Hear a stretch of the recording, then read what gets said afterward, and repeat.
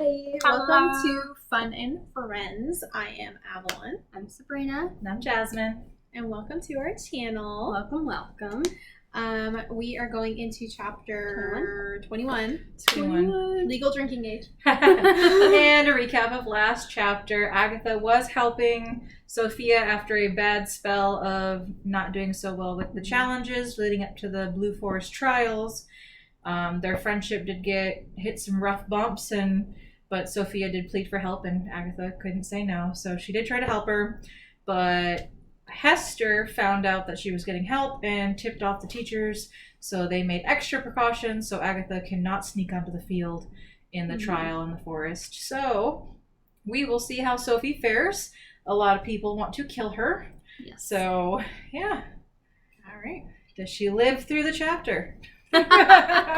Does she live for like 10 more books? I don't know. Will she? Oh. Chapter 21, Trial by Tail. My mouth isn't working yet. Okay. It's got to warm up. Okay. Terrified, Sophie spun towards Kiko. They had to stay together, but Kiko was scampering east towards the blueberry fields, peeping back to make sure she wasn't following. Quickly, Sophie took the west trail towards the Blue Brook, where she could hide under the bridge. She had expected the forest to be pitch dark and made Hort teach her a fire spell during breakfast. But tonight the trees fluoresced with a ice blue, blacklight sheen, glazing the forest in an arctic glow. Though the effect was ominous, she breathed relief. A flaming torch would have made her an easy target. She waddled through the fern field. Sophie felt an electric blue fronds kiss her cheek. Her body relaxed. She'd imagined a non-stop siege of horrors, but the forest was quieter than she'd ever seen it. No skulking animals, no ominous howls, just her in an ethereal meadow. Wind strumming blades like harp strings. As she waddled through the high ferns, she thought of Agatha. Did a teacher catch her brewing a plan? Did Hester intercept her? Sophie felt pinpricks of sweat. Was Agatha afraid to help me? For if she won with Tedros, no one would deny her switching schools. She could rule good as the beneficent captain. That's kind of a tongue twister. Beneficent. She could have a prince forever after in the life of a queen. Sophie gritted her teeth. If only she had made that promise about going home. If only she had won this trial alone, then she wouldn't have to keep it. She stopped in her tracks. But I can. Look at me. I'm doing just fine. A scream echoed. White sparks sprayed into the sky. Kiko had surrendered. Sophie's legs jellied. How long would it take Kiko's attacker to find her? What was she thinking? She couldn't last here. She yanked the kerchief from her pocket, unleashed vermilion red, and crack! Something dropped from above and landed on her feet. She stared down at a scroll of parchment wrapped in a blue fabric. Fabric glowing like angry green frogs. Sophie looked up and saw a white dove above the trees. The dove tried to fly down. Crack! The berry of flames exploded against the sky. If it had got too close to the trees. The faculty had taken no chances. Sophie urgently pulled open the scorched scroll.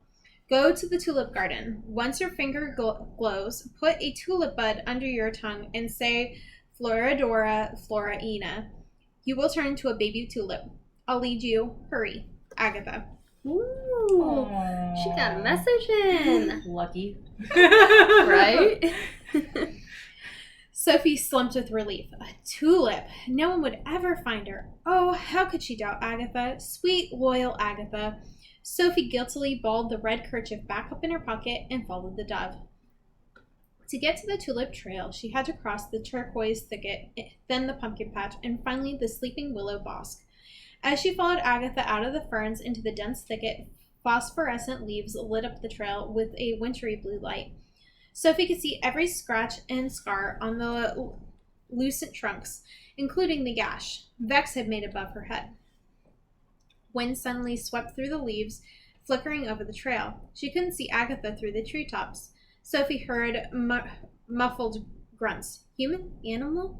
But she didn't stop to find out. Kiko screamed thundering in her head. She fled down the trail, snatching at her dragging cloak, tripping over shrubs and stumps. She ducked stabbing burrows, flung through tentacles of blue leaves until she glimpsed pumpkins and an impatient dove between two shining tree trunks. Someone stood between them, a little girl in a red cape and a hood. "Excuse me," Sophie called. "I need to pass." The red-headed stranger looked up. It wasn't a child at all. She had cloudy blue eyes, rosy bush on her wrinkled, spotted cheeks, and a thick gray hair that pulled into two ponytails. Sophie frowned. She loathed old women.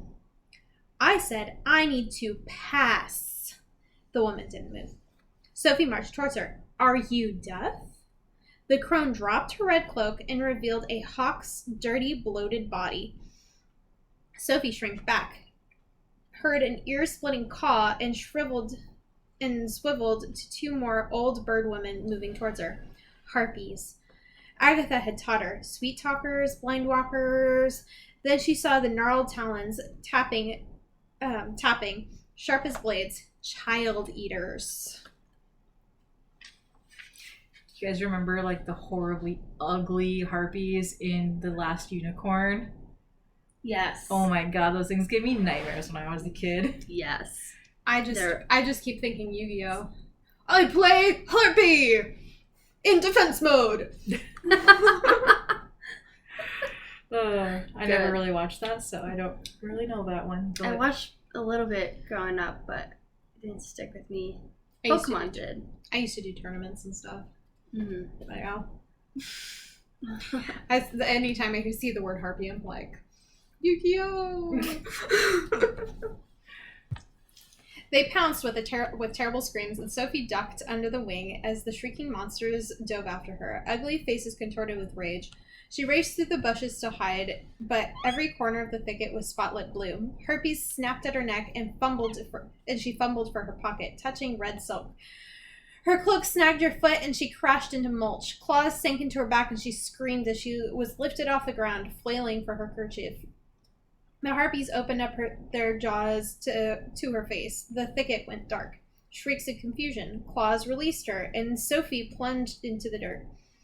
A darkness. She scrambled through gouging twigs until her hands found a log, and she hid behind it. She could hear talons scraping blindly through the dirt, furious grunts growing closer. Sophie sprang back and slammed into a rock with a cry. The monsters heard her and lunged for her head. The thicket lit back up. The harpies craned their beaks to see Agatha the dove hovering high, wingtip glowing orange. Agatha waved her wing, and the thicket went dark. Agatha waved it again, and the thicket went light. Dark, then light, until harpies got the point, and two flew for Agatha, who squawked fearfully in place. Fly, Sophie thought, but Agatha flailed and thrashed as she had forgotten how. Twin monsters gnashed for the helpless dove, tearing higher, faster, until they had their claws in reach. Flames exploded across the barrier with a cruel crack, and they fell, charred feathers and flesh. Smart Agatha. Very smart. The last harpy gawked at their smoking bodies. Slowly it looked up. Agatha smiled and waved her glowing wing. The thicket lit up. The monster swiveled. Sophie smashed its head with a rock. In the forest silence, she panted and bled alone on the ground, legs shaking under her cloak. Sophie glared into the sky. I want to switch places! Yeah. She's so lazy. But the dove was already halfway to the pumpkin patch. Sophie could do nothing but follow miserably, hand gripping her kerchief inside her pocket. Across the silent patch, pumpkins fluoresced 1,000 shades of blue. Sophie stepped into the dirt trail that snaked through the lit glowing orbs, mumbling to herself that these were pumpkins, only pumpkins, and even a schoolmaster couldn't make one scary. She rushed ahead to keep up with Agatha. Foreshadowment right there, hey? Mm-hmm. Dark silhouettes on the trail, two people in front of her. Hello, Sophie called. They didn't move. Heart thundering, Sophie stepped closer. There were more than 2, 10 at least. What do you want? She screamed. No answer. She inched closer. They were 7 feet tall, with spindly bodies, faces like skulls, and crooked hands made of straw. Scarecrows. Sophie exhaled. The scarecrows lined both sides of the trail, dozens of them, on wooden crosses, guarding the pumpkins with outstretched arms. From behind, glowing pumpkins lent their profiles, revealing shredded brown shirts, bald, burlapped heads, and black witch hats. As she walked slowly between them, Sophie saw their terrible faces, eye holes ripped out of burlap, jagged pig nose, and sewn luxurious grins. Spooked, she hurried forward, eyes on the path. "Help me." She froze. The voice came from a scarecrow next to her, a voice she knew. It couldn't be, Sophie thought. She pushed on. "Help me, Sophie." Now there was no mistaking it. Sophie willed herself forward. "My mom is dead." "I'm inside," the voice rasped behind her, weak with agony. Sophie's eyes filled with tears. "She's dead." "I'm trapped." Sophie turned. The scarecrow wasn't a scarecrow anymore. A man she knew gazed back at her from the wooden cross. Under the black of the hat, his eyes were gray and pupilless. Instead of hands, he saw 2 meat hooks. Sophie paled. "Father?" He cracked his neck and carefully pried himself from the cross. Sophie backed up, right against another scarecrow. It was her father, too, wrestling off its cross. Sophie whirled, and all the scarecrows were her father, climbing off their stakes and walking towards her, meat hooks glimmering in the chilly blue light. "Father, it's me!" They kept coming. Sophie backed against the cross. "It's me, Sophie!"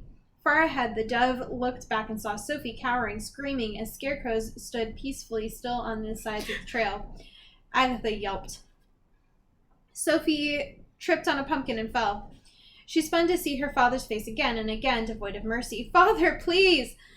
The scarecrows raised their hooks. Sophie's heart stopped. She choked a last breath and closed her eyes to slashing steel. Water. Cool, pristine water.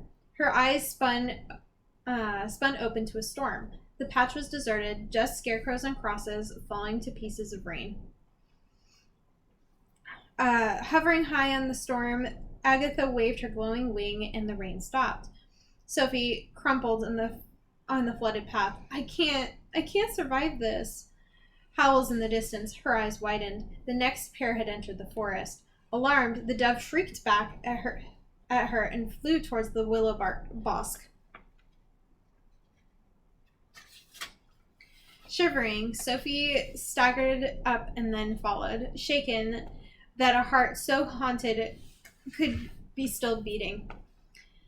The long thin trail through the sleeping willows sloped down, so Agatha could see the ghostly blue glow of the tulip garden at the bottom. One last push and she'd be safe among the flowers. For a moment, she questioned why Agatha hadn't made her turn into a tree or blade of grass near the gates, then remembered that Yerba had taught them to spot enchanted trees and that grass would be trampled by the night's end. No, Agatha had chosen well. 1 tulip and thousands. She'd be safe till dawn. As Sophie crept through the willows, her eyes darted around for the next threat, but the sapphire trees stood sentinel against the trail, long dragging branches glittering like chandeliers. As she drifted through the leaves. Leaves shed over her in slow, beautiful rhythm, heads slipping up, beads slipping off bracelets. Something is here, don't be fooled. Wolves howled again at the gates, and her stomach seized. At least 4 others in the forest now. Brone, Tristan, then who? Why hadn't she learned the order? She had to get to the tulips before they found her. Sophie broke into a breathless sprint, chased the dove ahead. She didn't notice the faster she ran, the faster the starry willow leaves shed, showering her in suspicious comets of light. Then her head went heavy, her legs weak. No. Assaulted by leaves, she slowed to a stumbling limp. Sleeping willows. Flying overhead, Agatha looked down and screeched. Sophie lumbered forward, smelling the tulips. Few more steps. She collapsed the flowers feet away. Agatha waved her glowing wings, sparking an explosion of thunder. Sophie didn't move. Agatha tried spells for rain, sleet, snow, but no response. Frantic, she squawked Sophie's favorite song, a wretched ode to princes and weddings. Sophie's eyes peeked open. Ecstatic, the dove kept warbling, more off-key and with every note. Agatha choked. Blue hoods. 2 in the thicket, 2 in the pumpkin patch, 2 more near the gates. She couldn't tell where they were, but they were all frozen, carefully discerning the precise source of the song they had just heard. Then they started running towards the tulips. Agatha glanced at Sophie, splayed in the dirt, then a blue hood coming towards her. On the ground, Sophie dug her nails into the earth and nosed forward a few inches. Sensing her escape, the willows shed faster, paralyzing her muscles. Agatha flailed helplessly, dove beak whipping between Sophie and her hunters. Panting, grunting, Sophie clawed herself through the last patch of willow dirt, turning to loomy petals beneath her. Exultant, she collapsed into big blue flowers and exhaled their scent, reviving instantly. She shoved a tulip bud in her mouth, grabbed Agatha's note from her pocket, finger glowing pink. Floridora, Flor! She froze. Across the tulip garden, Brone and Vex smiled at her, two tiny fish teeth gnawing in their hands. That's how you're gonna kill me? Sophie snorted. Fish? Wish fish, Brone corrected, fish turning black in their hands. And we wish to be hench captains, Vex smirked. The boys hurled the fish into the air. Instantly, they both ballooned as big as Sophie's body and dove for her, snapping piranha teeth. Petrified, Sophie closed her eyes. Hi. You're so needy. It's so precious. Please excuse this brief floof break. No. Taking a floof 5. All the loves. Thank you. Petrified, Sophie closed her eyes, felt her finger burn. Poof! Her pink fox dragged the swollen fish, which careened off the ground like bouncy balls. Sophie sprinted for her life between them, paws slipping on tulips. Faster. Need something faster. Her finger glowed, ready to help. Cheetah? Lion? Tiger? Poof! She was a slow pink warthog, waddling and farting. Sophie grunted in horror. The bouncy fish careened off a tree and lunged for her hide. She thrust out her glowing hoof and focused harder. Poof! She hurtled between them, a pink gazelle, and heard the fish crashing into each other. Sophie limped into a clearing, heaving for air. Faint wolf howls at the gates sent shudders through her fur. More enemies on the way. Her big green eyes searched the sky for Agatha. Nothing but stars winking back at her. She looked back down and jumped. Across the clearing, Tristan and Chadwick stood in the moonlight, face ice cold. Tristan drew an arrow in his bow. Chadwick pulled his sword. Sophie turned to run. Rena blocked her escape. The Arabian princess whistled, and two golden wolf dogs slunk into the clearing behind her, bearing knife-sharp teeth. Sophie spun to see Arachne skulk out of the trees, finger glowing. Two more Ever boys drew arrows into their bows, legs quivering. Sophie's pink gazelle stood surrounded, waiting for her white dove to rescue her. Now! Chadwick screamed. Boys unleashed arrows. Arachne stabbed her finger. Two dogs lunged as Sophie thrust out her shaking pink paw and closed her eyes. Arrows and curses sailed over the scaly rattlesnake head. Over her scaly rattlesnake head, Sophie hissed in relief, slithering towards the safety of the trees until a shadow cast over her. Rena's wolf dog pounced and grabbed her in its mouth. Furious, Sophie felt her snake rattle turn pink. Elephant buttocks crashed on the dog's head as Sophie stampeded out of the clearing, trunk trumpeting in terror. Everboy arrows slammed into her massive pink rump, and she crumpled in the grass in pain. Sophie glanced back at 10 hooded assassins and 2 chomping fish bouncing right for her. Helplessly cornered, she raised her glowing pink elephant trunk. You're just so needy today. Oh my goodness. It's okay. He might be upset that I smell like 3 other dogs. I think he might. I think it's also mixed with the fact that I've been gone all day. Curses, arrows, fish graced her feathers as Sophie's pink lovebird flapped into the air. Screeching with triumph, she flew higher and higher out of arrow reach. Then she saw the glint of flames at the barrier. Sophie recoiled in shock, only to feel something snare her wing. Slowly, a whip of water drew her towards a hooded figure in the blue brook. Sophie screeched for help, but then more whips ensnared her, pulling her through the branches to her captor in the stream, who lashed the water into the glowing lashed the water with a glowing green finger. Slowly, the waters delivered Sophie's lovebird to ashen hands as the shadow pulled back its hood. You would have made a great witch, Sophie, Annabelle said, stroking her beak. Even better than me. The lovebird gazed up at her with pleading eyes. Annabelle's fingers crushed its tiny throat. The bird thrashed for breath, but Annabelle pressed harder, and Sophie's eyes went dark. She knew the last thing she'd ever see was a flaming star fall majestically through the sky, falling straight for the witch, about to snap her neck. In a flash, a burning dove thieved Sophie out of Annabelle's hands with wings afire and up through the frigid sky. As arrows tore through the treetops, Agatha thrust out her glowing wingtip, and arrows turned to daisies in the wind. She flew as long as she could on fire. Sophie clasped in her feet, then plunged through the dark pine glen, and the birds smashed to the ground, tumbling over each other, snuffing out the flames. So she turned into a falling star to get through the... No, she pushed herself through the barrier, and she caught on fire. Oh, ouch. Yeah. Burn, baby, burn. To go and save her friend. Burn, baby, burn. Sophie, you do not deserve her. Should we leave it? Not right now. I want to play. I know you want to play. You gotta I wait. want to play. Squeaking after the video. Yes. Go Save get your it. rope. Where's your rope? Go get a different toy. Whimpering Agatha struggled to make her charred wing glow. It flickered. She and Sophie instantly turned human, both paralyzed with pain. Sophie glimpsed Agatha's bare arms, blistered with burns. Before Sophie could cry out, Agatha's eyes widened. She circled her glowing orange fingertip around them. Floridora, Piscandora. They both turned to scrawny blue pine shrubs. Annabelle stormed into the glen with Arachne. They both peered through the deserted patch. I told you they landed in the pumpkins, Arachne said. Then lead the way, said Annabelle. Which of us gets to kill her? Arachne said, turning. Annabelle stunned her with a lightning bolt. She stripped the red handkerchief from Arachne's pocket and threw it to the ground. Red sparks shot into the air and Arachne vanished into thin air. Me, Annabelle said.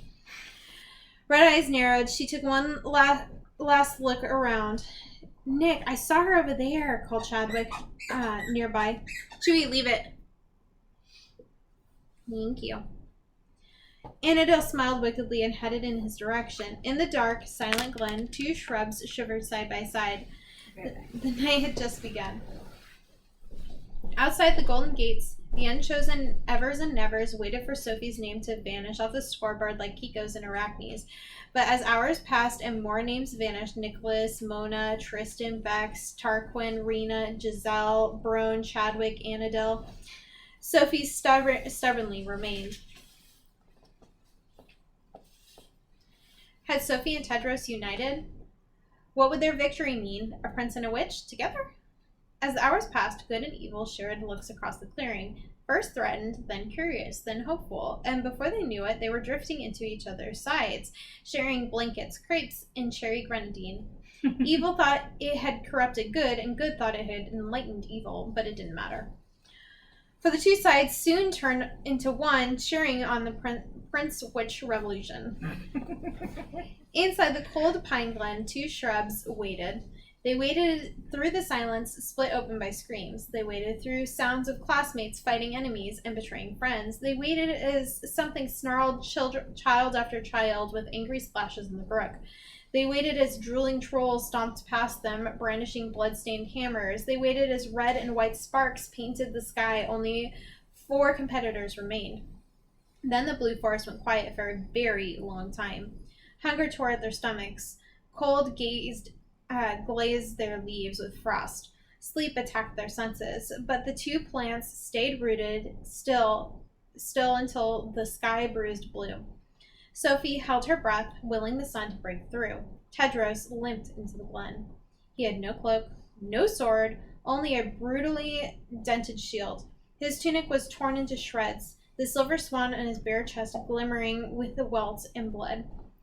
The prince gazed into the lightning sky. Then he crumpled against the skeletal pines, sniffling softly. Compandora Velvora, Agatha whimpered. That's the counterspell. Go to him. When the sun comes up, Sophie whispered back, he needs to know you're okay. He'll know in a few more minutes. Tedros bolted straight. Who's there? His eyes moved to Agatha and Sophie's shrubs. Someone stepped from their shadows. Tedros backed against a tree. Where's your witch? Hester hissed, unscathed in a clean cloak. Safe, Tedros said hoarsely. Ah, I see, Hester smirked. So much for your team. The prince tensed. She knows I'm safe too, otherwise she'd be here to fight with me. Are you sure about that? Hester said, black eyes flashing. What makes us good, Hester? We trust, we protect, we love. What do you have? Hester smiled. Bait. She thrust at her glowing and red fingertip, and the tattoo peeled off her neck, swelling with blood. Tedros backed up in shock as the demon engorged with blood. As her demon engorged with blood, tighter, about to burst. Hissing an incantation, Hester's eyes grayed and her skin lost all color. She shrank to the ground in agony and howled in fury as the tearing of her own soul apart. Then the demon's body parts detached from each other. Head, 2 arms, 2 legs, 5 fractured pieces, each one alive. Tedros turned snow white. The 5 demon pieces blasted towards him, conjuring daggers instead of firebolts. He bludgeoned the stabbing head and leg with his shield, but an arm sank a dagger into his thigh. With a cry, he batted the arm away, pulled the dagger out of his leg, and clawed up the only tree in the glen. Agatha's shrub whipped to Sophie. Help him! And end up in 5 pieces? Sophie shot back. He needs you. He needs me to be safe. A demon leg hurled a knife at the prince's head, and he jumped just in time to a higher branch. The other 4 limbs ripped towards him, daggers raised. Trapped, he glanced down at Hester, weak on her knees, directing the demon fragments with a glowing finger. Tedros' eyes widened, spotting something through the leaves. Red silk in her boot. Oh no. I mean, there's a light right there. Do you want to turn that light on so she doesn't have to waste her battery? And you can, see the book. Yeah, I was having some problems. I was like, okay, I'll just wait till the end. The fragments unleashed 5 knives, point blank, all aimed for the organs. Just as they pierced his shirt, he jumped out of the tree and landed on his wrist with a sickening crack. Hester saw him scraping towards her. She circled her finger savagely, bringing the demon parts back around with new knives. Tedros held her glare as he crawled towards her. Sneering, Hester raised a finger high, and the demon limbs coiled back to kill him. This time there would be no mistake. She roared, and the knife stabbed down. The prince lunged for her boot. Hester's mouth opened in horror as Tedros pinned her red handkerchief to the ground. The knives clinked limply to the dirt, and the demon parts vanished. Then Hester vanished too, eyes shocked wide. Tedros collapsed on his back, heaving for breath. He squinted into the pink sky. The sun was coming. Sophie, he croaked. He took a deep breath. Sophie! Agatha's leaves drooped in relief. Then she saw Sophie's shrub pruning its leaves. What are you? Go, you fool! Agatha, I don't have clothes. At least call to him so he knows. Agatha stopped. On the ground, a demon arm hadn't fully vanished. It was flickering in the air, willing itself to stay. Then it slunk over the grass and picked up a knife on the ground. Sophie, go!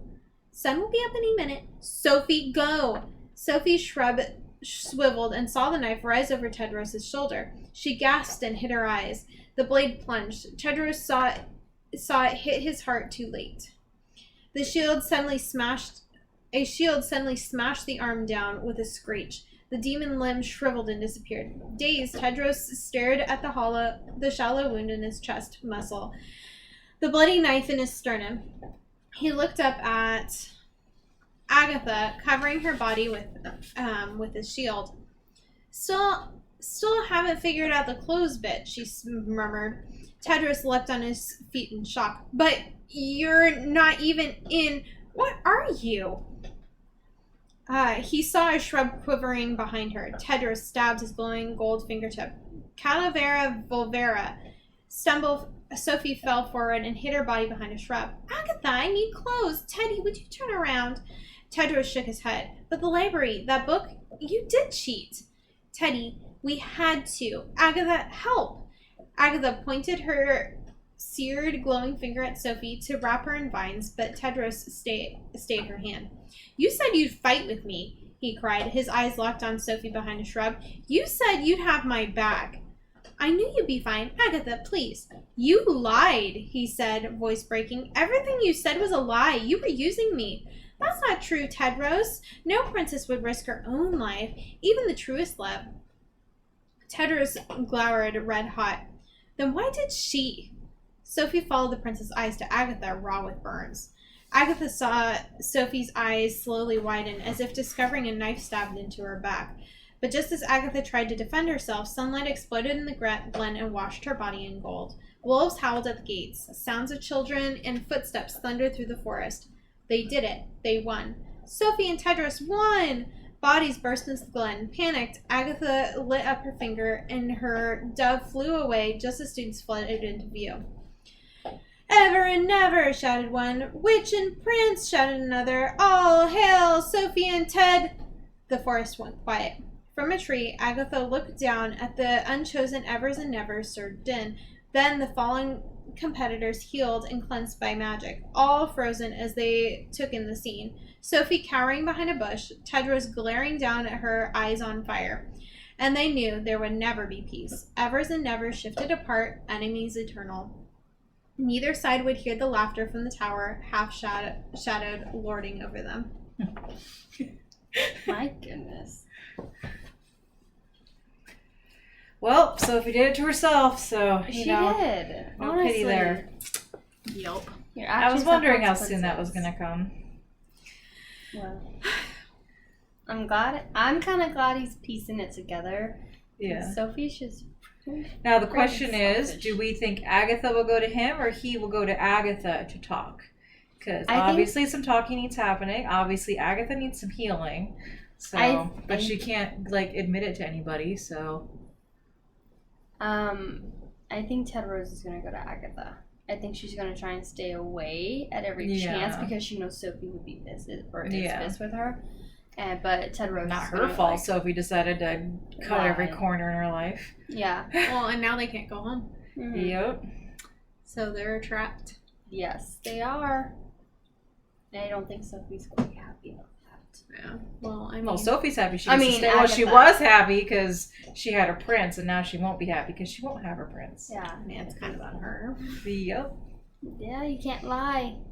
Well, and Agatha kind of pointed her in the right direction, and Sophie's like, no. I choose what I choose. Yeah.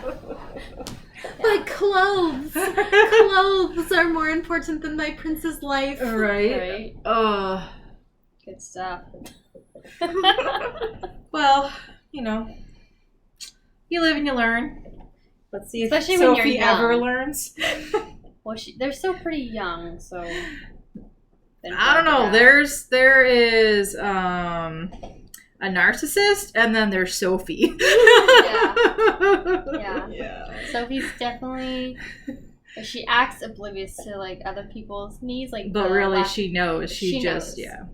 Nope. She definitely holds the gold medal for being a narcissist. Yeah. And For sure. Let's see if she ever learns. All right. Well, until next time. See you then. Bye.